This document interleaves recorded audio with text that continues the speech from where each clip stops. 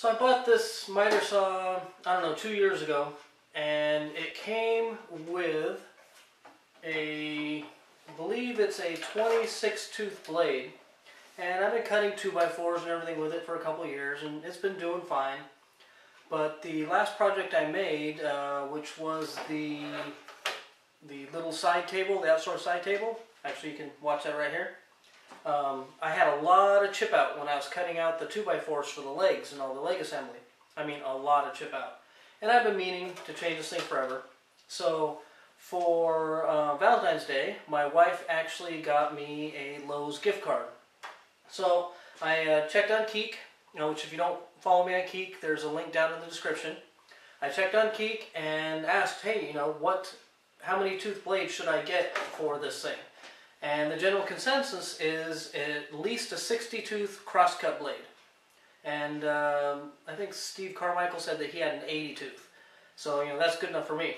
So everybody recommended either getting a 60 tooth or an 80 tooth and make sure it says crosscut on it.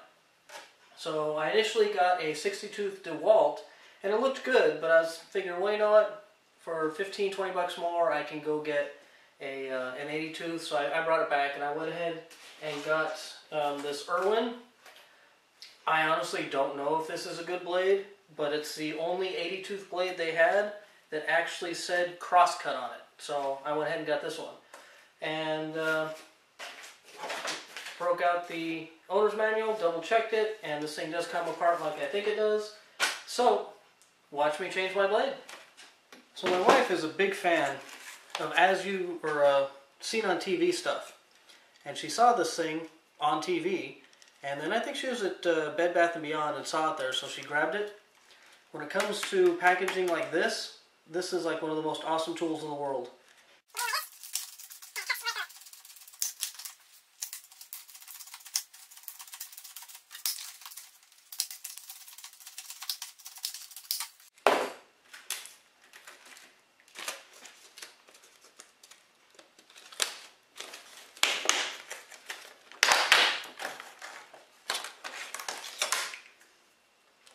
Oh, feels pretty heavy.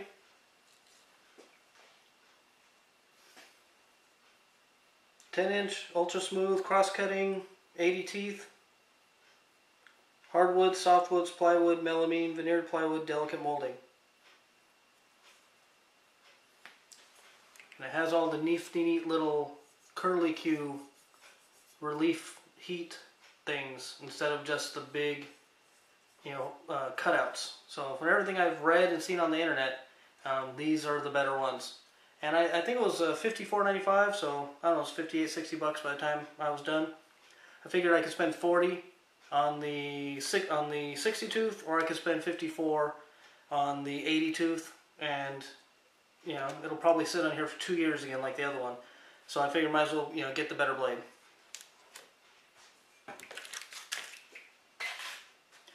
So on this one, we start out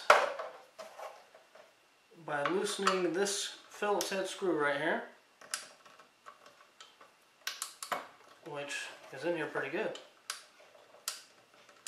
There we go. So I get for twisting my left hand. So I loosen that.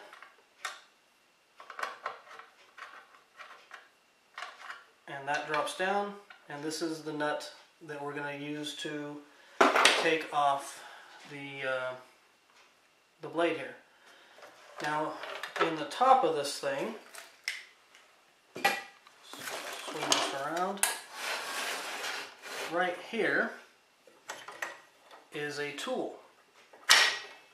And that is a 10 millimeter wrench, which is the size of this nut on the side.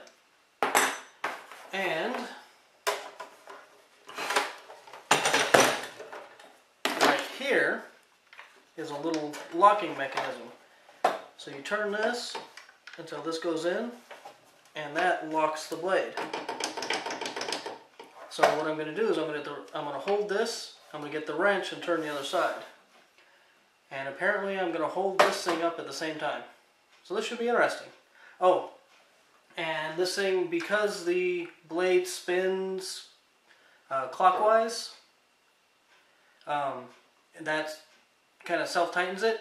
So instead of lefty loosey, righty tighty, it's going to be opposite. It's going to be lefty tighty, righty loosey.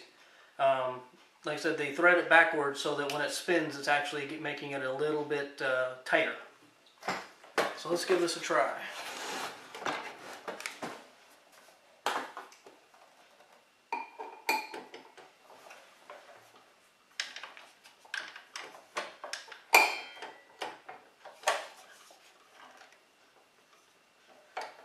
There we go.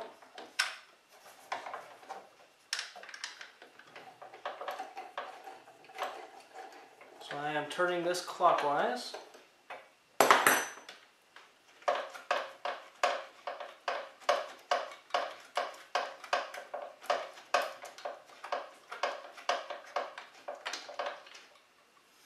So it came off right there. Oh. There's a nut that comes off too. Just like on my table saw.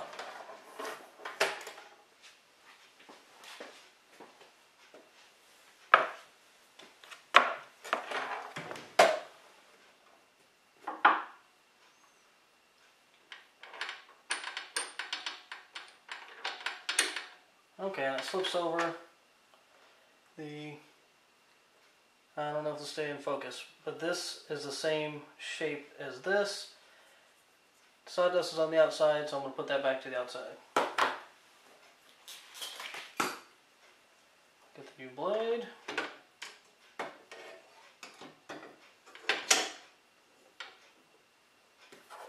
Slide this over so it matches up again.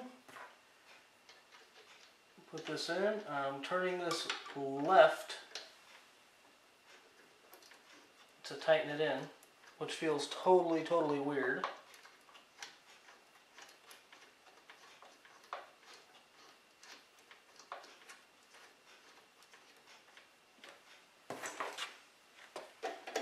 There we go. Hold this, push the little button in, turn it left. There we go. It's snug, it's tight, but it's not super tight. So everything I've read, they say don't make it super tight. Okay, this has a little flange on it, so I feel like I have to pull this out a little more. There we go.